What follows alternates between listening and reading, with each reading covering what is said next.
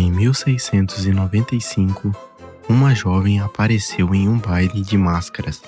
Ao longo da noite, ela beijou 3 mulheres na boca,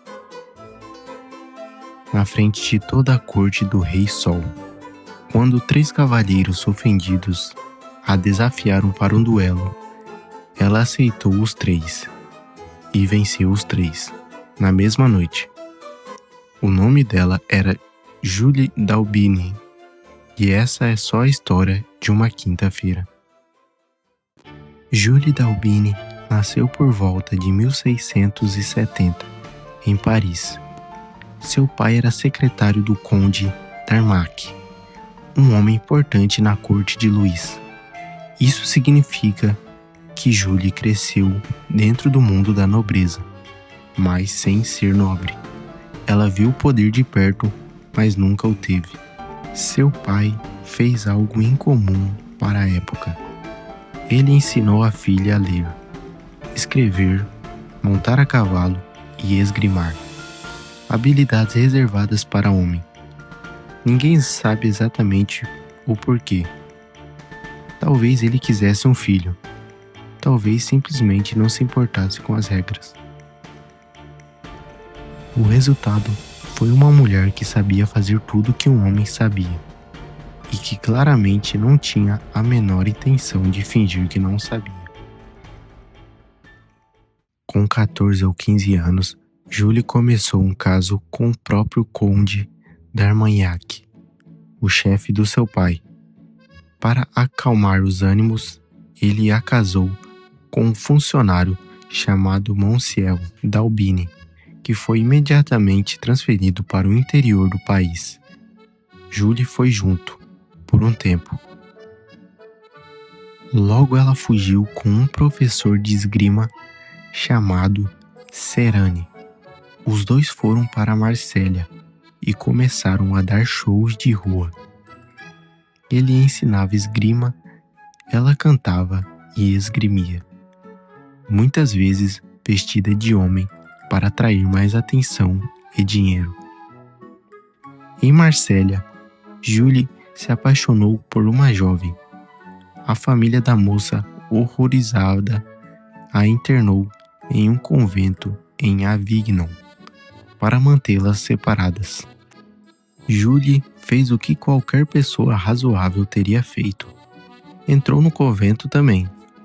Fingiu ser novata, esperou que uma freira morresse, colocou o cadáver no quarto da amada, ateou fogo ao quarto para simular sua morte, e as duas fugiram juntas na calada da noite.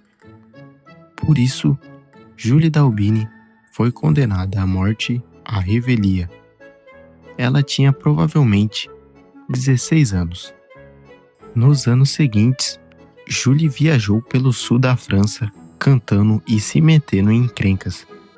Em uma cidade, desafiou um homem para um duelo depois que ele a provocou e o feriu gravemente. Em outra, foi reconhecida como a fugitiva, condenada, e precisou se esconder. Mas sua voz era extraordinária, e isso mudou tudo. Em 1690, Julie chegou a Paris e fez uma audição na Académie Royale de Musique, a maior instituição de ópera da França, hoje conhecida como Ópera de Paris. Ela foi aceita imediatamente. Nos 15 anos seguintes, Julie d'Aubigny, que passou a usar o nome artístico La Maupin, se tornou a cantora mais celebrada da França. Sua voz de contralto era descrita como sobrenatural. O rei Luís, que a detestava pessoalmente pelos escândalos, pagava para vê-la cantar. Isso já diz tudo. Mas Julie não parou de ser Julie. No famoso baile de máscaras de 1695, ela apareceu vestida de homem. Beijou mulheres abertamente na frente da corte e derrotou 3 duelistas na mesma noite. O rei, ao saber que a condenação de morte por duelo não se aplicava a mulheres, simplesmente perdoou ela.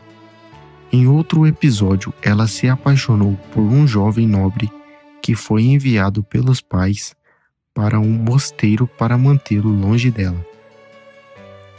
Julie viajou até o mosteiro, seduziu o prior para ter acesso e visitou o amado regularmente por meses. Em Paris, ela teve casos com homens e mulheres da alta sociedade, brigou com cantores rivais nos bastidores e, segundo relatos, chegou a dar uma bofetada no rosto de um príncipe do Sacro Império Romano, que havia tentado importuná-lo. Por volta de 1703, Julie se retirou da Ópera de Paris. Os motivos exatos não são claros. Fontes da época mencionam problemas de saúde, desgostos amorosos ou simplesmente cansaço de um mundo que nunca soube bem o que fazer com ela. Ela passou seus últimos anos em um convento, dessa vez por vontade própria. Morreu em 1707, com pouco mais de 30 anos. A causa da morte não foi registrada com precisão. Nenhuma fonte explica o porquê. Por mais de 2 séculos, Julie d'Aubigny foi praticamente esquecida. Ela reapareceu no século XIX em um romance de Théophile Gautier, chamado Mademoiselle de Maupin, mas mesmo assim como personagem fictícia, não como a pessoa real que foi. Hoje ela é lembrada como um dos seres humanos mais extraordinários que já viveram. Uma mulher que, em uma época em que mulheres não podiam votar, estudar em universidades, assinar contratos ou viver sozinha sem autorização masculina, fez absolutamente o que quis e foi a melhor no mundo no que escolheu fazer. A história costuma lembrar os reis, os generais e os santos. Às vezes esquece as pessoas que realmente eram interessantes. Julie d'Aubigny não pediu permissão para existir do jeito que existiu. Ela não esperou que o mundo mudasse para ser quem era. E talvez seja por isso que mais de 300 anos depois é impossível ouvir a história dela sem pensar: como essa pessoa existiu de verdade? Se você gostou desse vídeo, o algoritmo, diferente de Julie, é bastante dócil. Um like ajuda muito. E se tiver alguém que você acha que precisava conhecer essa história, manda esse vídeo para ela ou para ele, sem duelo necessário.